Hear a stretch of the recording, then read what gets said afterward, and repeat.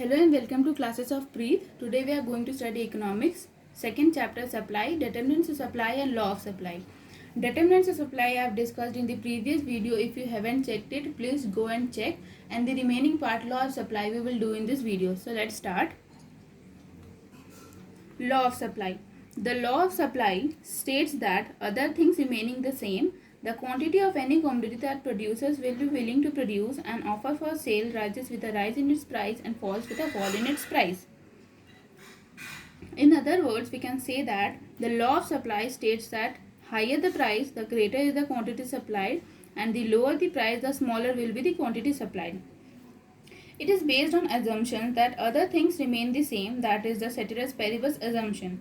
Other things are the determinants of supply other than the own price of the commodity, and they include prices of factors of production, techniques of production, prices of other goods, goals of production, taxation policy, price expectation, weather condition, etc. The law of supply can be illustrated with the help of a supply schedule and a supply curve. So let's supply schedule. A supply schedule is a tabular statement showing various quantities which producers are willing to produce and sell at various alternative prices during a given period of time, holding all other factors affecting the supply constant. It is of two types. First, individual supply schedule, the tabular statement which shows various quantities of a commodity that an individual producer or a firm is willing to offer for sale at different prices of a commodity during a given period. For example, the price of the product X rupees per kg and the quantity supplied of product X kg per week.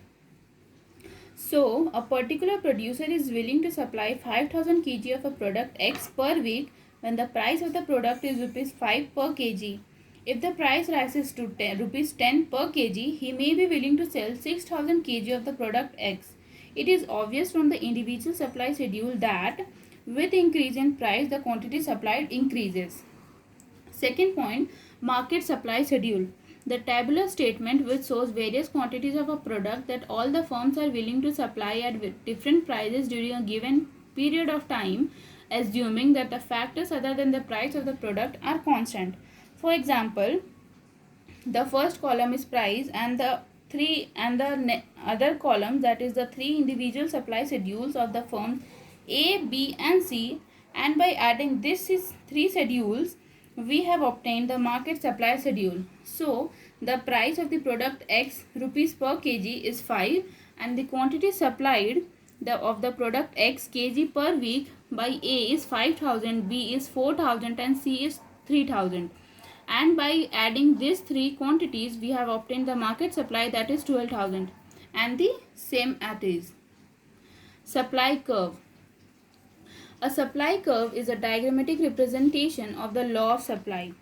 It conveys the same information as the supply schedule does, but it gives this information graphically and not in the form of numerical figures. It is also of two types. First, individual supply curve, the curve which shows various quantities of a commodity which an individual producer is willing to supply at different prices during a given period of time, assuming no changes in all other factors affecting supply. For example, in the y-axis price and in the x-axis we have taken quantity. So if the price is 5, the quantity demanded is 5000. If it increases to 10, the quantity increases to 6000, 15 to 7000. So we can see that it is a upward sloping curve. And the next point, market supply curve, the curve which shows various quantities of a commodity which all the producers are willing to supply at different prices during a given period of time, assuming other factors affecting supply remaining constant. For example, the first individual A, the price is 5 and the quantity is 5000. The price is 10 and the quantity is 6000, and the price is 15, the quantity is 7000. So here it is an upward sloping curve. In the individual B, there is also an upward sloping curve. In C, upward sloping curve, and the market supply, by adding all these three we have found that here also this is an upward sloping curve. Now, exceptional supply curves. there are two types of supply curves, exceptional supply curves. First, vertical supply curve. There are some commodities the supply of which cannot be increased or decreased at all. Thus, in the case of rare goods such as classical paintings, old manuscripts, rare postage stamps, old coins, etc., the supply is fixed. Example, if the initial price was P1, the quantity is Q.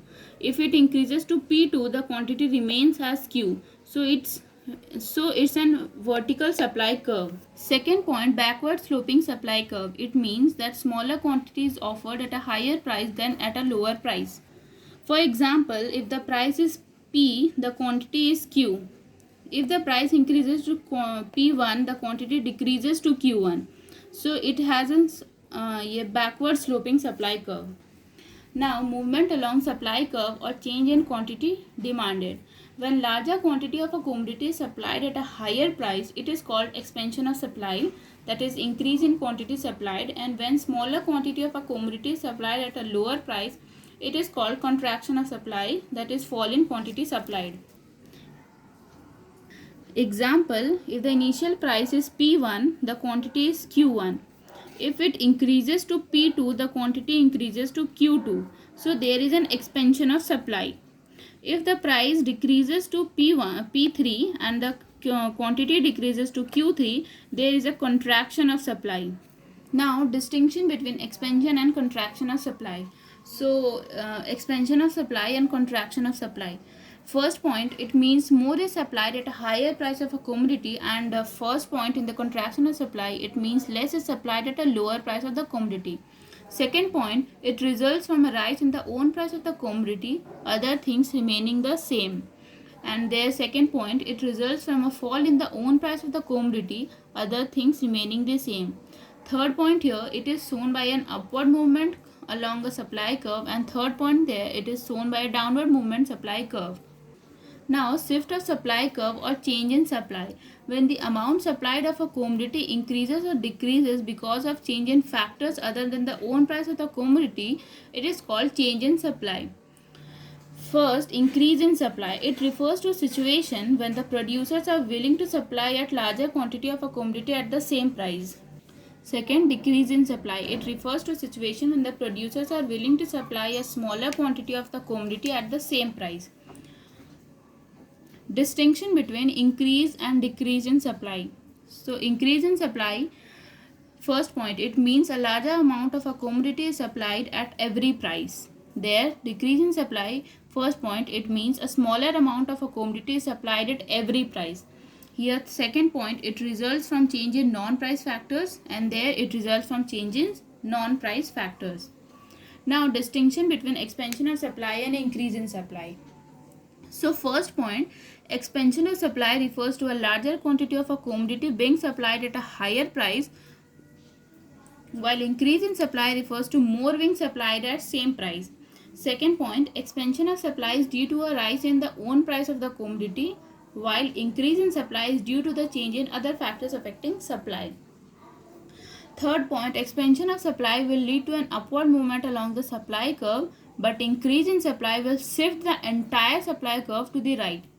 For example 1, if the price is 10, the quantity is 3. If the price increases to 20, the quantity increases to 7. And in example 2, if the price is 10, the quantity is 3.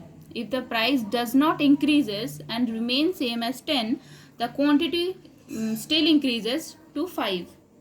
Now, distinction between contraction of supply and decrease in supply. So, first point, contraction of supply means fall in the amount supplied at a lower price, while decrease in supply means a smaller amount supplied at the same price. Second point, contraction of supply is due to fall in the own price of the commodity, while decrease in supply is due to change in other factors affecting supply. So in the example 1, if the price is 20, the quantity supplied is 6. If the price decreases to 10, the quantity also decreases to 4. And in example 2, if the price is 20, the quantity supplied is 6. But if the price remains as 20, the quantity decreases as 5. So now here this chapter is completed. So if you like the video, please turn the black thumb blue and subscribe the channel. And thanks for watching.